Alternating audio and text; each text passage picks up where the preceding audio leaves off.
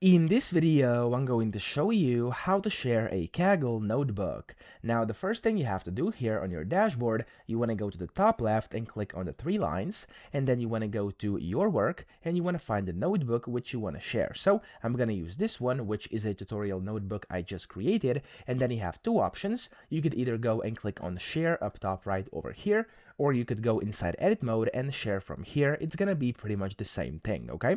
So here you first have two options. The first one is private, so only collaborators can view this notebook, and the second one is public, which will allow anyone at Kaggle to find and view under the Apache 2.0 license, okay?